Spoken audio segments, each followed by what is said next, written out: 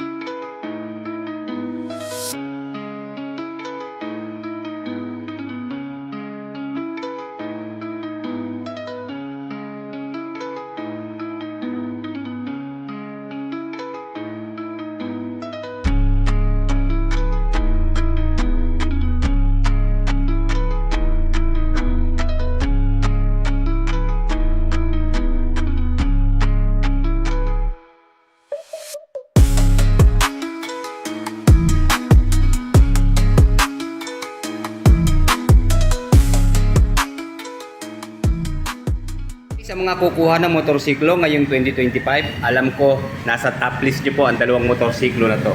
Kaya bago po tayo mag-start ng comparison, pakikilala ko po muna. Siyempre si Honda PCX 160 version 2 at si Yamaha Aerox 155 version 3. Personally, ang masasabi ko lang, kung ang hanap nyong motorsiklo ay pang touring na may tulin, dito tayo kay PCX 160.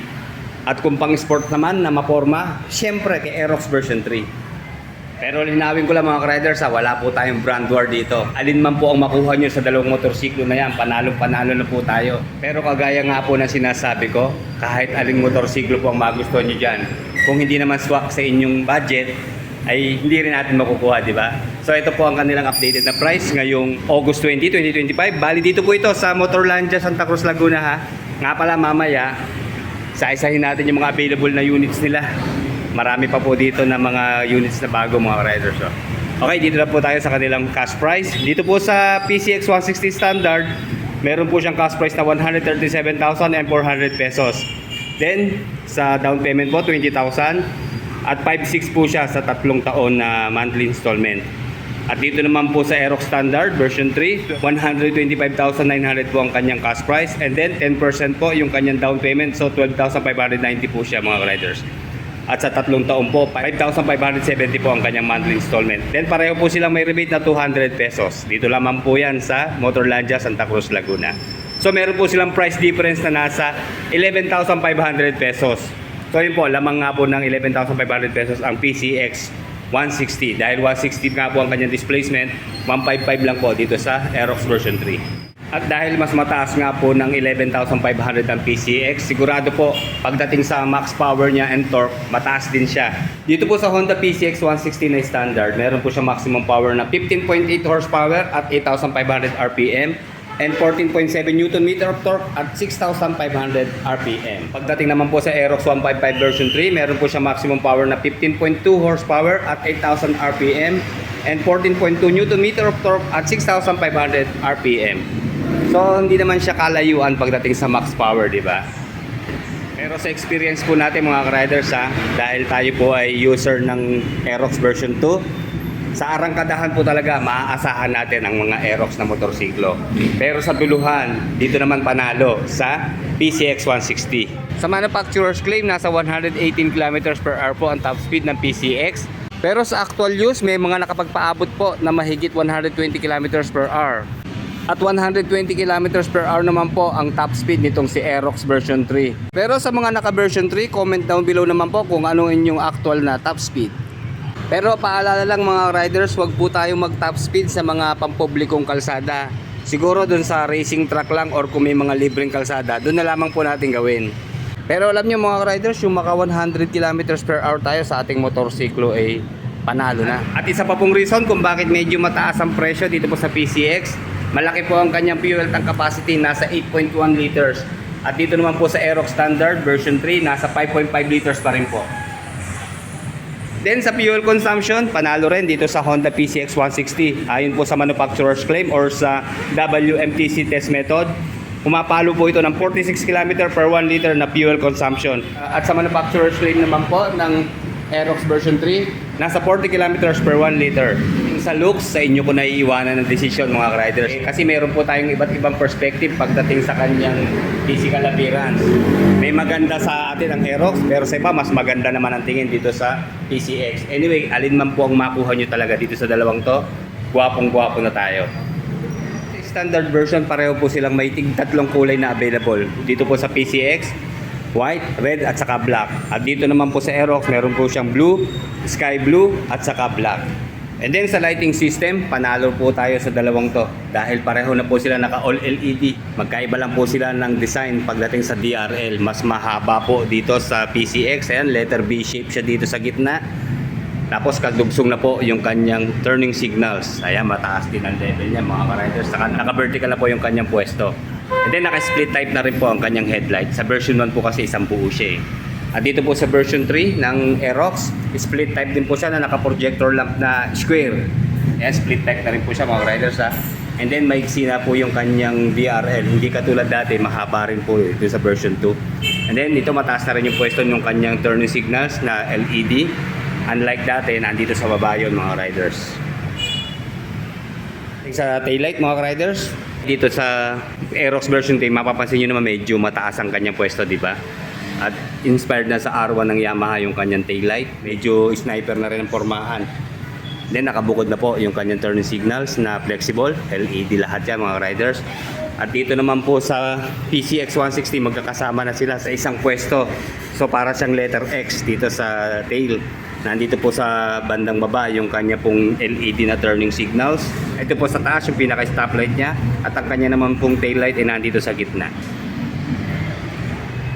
And then napansin ko wala na pong decals design ang PCX. Emblem na lang po ang ginamit. Okay, dito sa harap yung kanya pong brand na Honda. At dito naman po sa side profile yung kanya pong model name na PCX at displacement na 160. Then maganda ho rito, naka-chrome na siya na naka-emboss. At dito po sa Aerox, pure decals po ang ginamit dito sa tail. Ayan. Then meron siyang emblem ng Yamaha dito sa tail. Then sa side profile, okay, dito lang po ang kanyang decals. Diyan meron siyang model name na Aerox. Sama po siyang kulay white na decals at saka black. At yung kanya naman pong brand na Yamaha. And then sa front tire, dito po sa Aerox version 3, ang size po ay 110 by 80 by 14. IRC tubeless po ang ginamit. At dito naman po sa PCX 160, 110 by 70 by 14. IRC rin pala to mga riders, saka tubeless na. And then sa front brake, naka single disc na meron pong dual piston caliper. At ang maganda po rito sa PCX, combi braking system po ang kanyang ginamit. Although wala po siyang ABS mga riders ha. At dito naman po sa standard na version 3 na Aerox, meron po siya dito speed sensor, hindi po to ABS mga riders ha. Single disc, single piston caliper, wala po siyang CBS. Then pareho pong telescopic fork ang kanilang mga front suspensions. Sa rear tire naman po ng PCX, 130 by 70 by 13. So mapapansin nyo, yung kanyang wheels mas maliit na 1 inch. Kasi size 14 nga po yung sa front at size 30 naman dito sa rear. Malaking tulong po yun para sa riding comfortability natin. So naka-upright po yung handlebar, kaya magiging komportable po tayo dito mga riders. At dito naman po sa Aerox, sa rear tire, same sizes po sila ng mag wheels. Bali dito sa rear, size 14 din po siya mga riders. Ganun pa rin po ang sukat, 140 by 70 by 14 dito po sa rear. And then pagdating po sa kanilang mga suspensions, wala po sila parehong sub tank mga riders ha. Dahil ito nga po yung standard version, twin shock lang po ang ginamit. And then pareho naman po silang adjustable mga riders. And then pagdating po sa braking system dito sa rear, single disc na may single piston caliper dito po sa PCX. Ganun na rin dito sa version 3, single disc na meron pong single piston caliper. Punta naman po tayo sa kanilang engine oil capacity. Pareho lang po sila mga riders, 900 ml at 100 ml naman po sa gear oil capacity. Sa engine technology, dito po sa PCX, Enhanced Smart Power Plus na po siya. At dito naman po sa Aerox, Blue Core Engine Technology, kaya more power, less fuel. Mas naka-upright po ang position ng stock na muffler ng Aerox, kaya tama-tama pagbaha. Safe ang ating tambucho. Medyo mababa lang po ng konti dito sa PCX 160. Nga pala, dito sa PCX 160 meron po siyang tire hugger sa loob. Wala naman po dito sa Aerox. Pareho na rin po sila mga walang kickstarter mga riders. And then pareho pong may kill switch sensor yung kanilang mga side stand.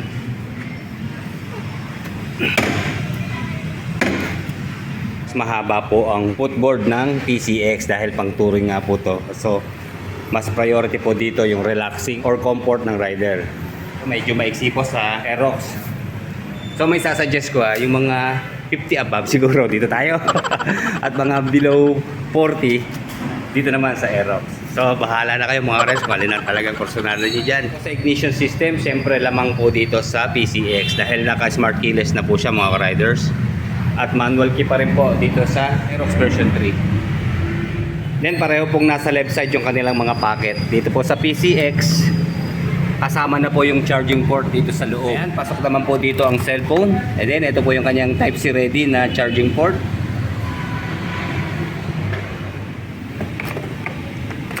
Okay, pasok. Wala lang pong lock mga riders ha. At dito naman po sa Aerox version 3. Bali Type-C na rin po yung kanyang charging port mga riders. Yan. At pasok din po dito ang cellphone na malalaking size. Siguro yung mga 6.5 inch na cellphone. Sakto dito. Mga switches and button at saka handlebar. Mas malapad po ang PCX. Unahin lang natin dito sa Aerox. Medyo maiksi siya, di ba? Tama-tama sa singitan. So pareho po silang naka full digital sa instrument panel. Pero hindi pa po sila TFT display mga riders. Dito po sa Aerox version 3, may naka-upright po yung kanyang instrument panel. Ayan, parang nakabukod na tablet, di ba? Meron pa po itong visor na maliit para protection sa ating panel. At dito naman po sa PCX, malaki po yung kanyang hood or protection, itong kanyang windshield na tinted na black. Then meron pa siyang another na protection dito sa kanyang instrument panel.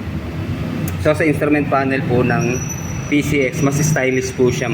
Anyway, importante accurate yung kanyang detalye, di ba? Okay, sa mga switches and button po, dito po sa Aerox version 3, wala na po yung kanyang button ng menu dito sa harapan. Nilagay na po dito sa likod. Okay, ito po yung kanyang button na square para sa control ng ating mga indicators. Then high beam low beam sign, turning signals, horn. At dito naman po sa right side yung kanya pong hazard lamp, electric starter push button. Dito naman po sa PCX 160, wala rin po siyang button dito ng passing light. Bali, high beam, low beam sign, horn sa gitna, turning signal sa pinakailalim. At dito po, meron po siyang idling stop or yung stop and start system. Then hazard lamp sa gitna, at saka electric starter push button. Nga pala mga riders, wala po sila parehong park brake lock. And then ito nga po pala yung remote control ng PCX. Meron po siyang dalawang button, yung kanya pong power button, and then locator, then meron din po siyang alarm, then emergency key in case na magka-problema po tayo sa baterya.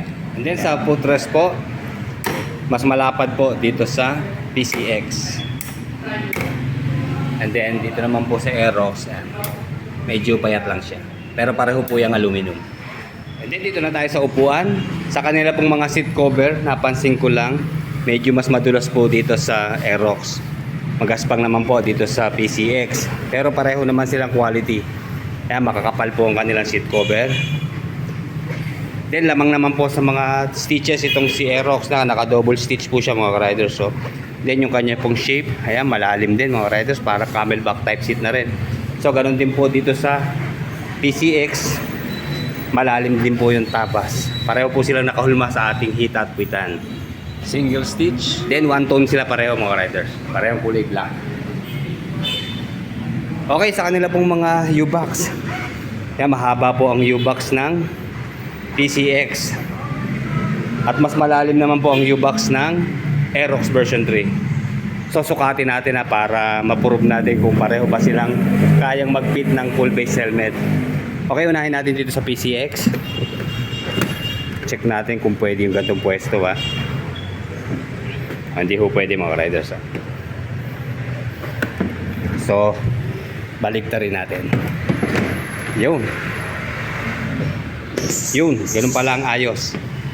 Yan, lalak na siya. So mayroon pa siyang extra space dito. Siguro half face helmet pwede rito or yung nutshell na helmet. Kapote, mga rain cover. And then dito sa Aerox, pabaligtad po nilalagay yung helmet dyan mga riders. Pasok. So panalo pareho pagdating sa U-Box. Malaki po sila pareho mga riders. Kaya mag-fit po ng full face helmet. Pero ito ho ay size medium lang po itong SEC natin na modular helmet. Then kung ang concern naman po natin ay kung abot ba natin ang motorsiklong to. Unahin po natin sa PCX. Meron po siyang seat height na nasa 764mm. And then sa ground clearance po nasa 134mm. At may sukat po na 1,313mm sa wheelbase. Dito naman po sa Aerox, nasa 790mm ang kanya pong seat height, 145mm na ground clearance, at 1,350mm na wheelbase. And then, alin nga bang mabigat sa dalawa? Okay, sa wet weight po, dito sa Aerox version 3, meron po siyang timbang na 122 kilos.